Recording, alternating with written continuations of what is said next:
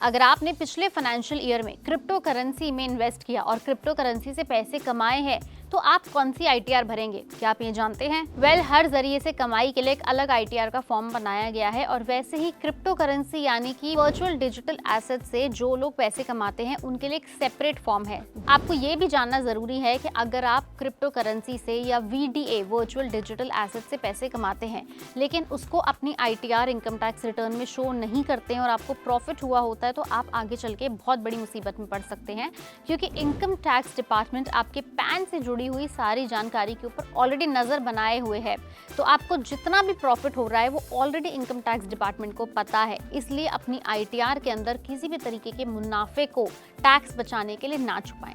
Coming back to the point कि crypto currency या virtual digital assets में कैसे आईटीआर भरें वो हम आपको फटाफट से बता देते हैं। असेसमेंट ईयर 2023 से 24 के लिए इनकम टैक्स डिपार्टमेंट ने नए आईटीआर फॉर्म 2, फॉर्म 3, फॉर्म 5, 6 और फॉर्म 7 में वर्चुअल डिजिटल एसेट्स को इंक्लूड किया है। इनकम टैक्स रिटर्न भरने के दौरान crypto currency non fungible token में इन्वेस्टमेंट से होने वाले प्रॉफिट को टैक्स पेयर को डिक्लेयर करना होगा। छुपाना आगे चल के दिक्कत करेगा। अगर आप इसको छुपाओगे तो भी पकड़े जाओगे, क्योंकि आपकी जानकारी income tax return filing website AIS में टैक्स इन्फॉर्मेशन स्टेटमेंट TIS में जाकर ऑलरेडी सबमिट हुई है, जो आप देख भी सकते हैं। टैक्स पेयर को बताना होता है कि वीडीए एसेट से होने वाली इनकम को बिजनेस इनकम में दिखाना है या कैपिटल गेन के तौर पर। आपके द्वारा डिक्लेयर करी गई इनकम में कोई चूक न रह जाए, इसके लिए आपको टैक्स क्रेडिट स्टेटमेंट यानी फॉर्म 26 AS को जरूर एक बार देखना होगा। इसके अलावा इनकम टैक्स रिटर्न भरने के दौरान एनुअल इन्फॉर्मेशन स्टेटमेंट को जरूर देख लें।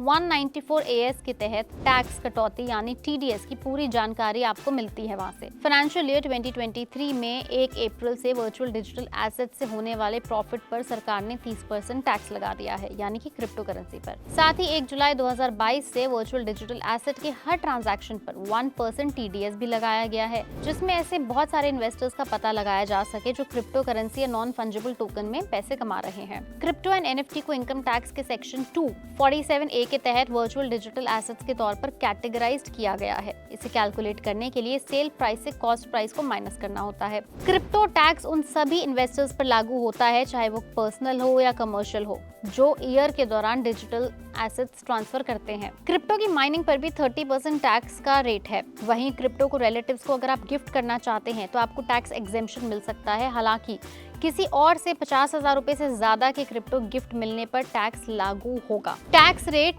शॉर्ट टर्म और लॉन्ग टर्म दोनों ही तरह के गेन्स के ऊपर सेम है। इसलिए अगर आप क्रिप्टो करेंसी में इन्वेस्ट करते हैं यानी अभी जो आप इनकम टैक्स रिटर्न भरेंगे वो पिछले फाइनेंशियल ईयर की होगी। तो अगर आपने पिछले फाइनेंशियल ईयर के अंदर क्रिप्टो करेंसी के अंदर इन्वेस्ट किया है, वर्चुअल डिजिटल एसेट्स के अंदर अगर आपने इन्वेस्ट किया है और चाहे आपका प्रॉफिट हुआ है, लॉस हुआ है, कुछ भी है, आपको इनकम टैक्स रिटर्न फिर भी भरनी जरूरी है। फॉर्म हमने आपको बता दिया है कौन सा। अगर आपको लॉसेस हुआ है तो भी आप लॉसेस को बताइए, डिक्लेयर करिए, क्योंकि लॉसेस ऐसे केस में कैरी फॉरवर्ड भी होते हैं। लेकिन क्रिप्टो करेंसी या वर्चुअल डिजिटल एसेट से हुए मुनाफे को छुपाइए मत, क्योंकि इसकी वजह से आपको आगे चलकर इनकम टैक्स डिपार्टमेंट का नोटिस भी आ सकता है।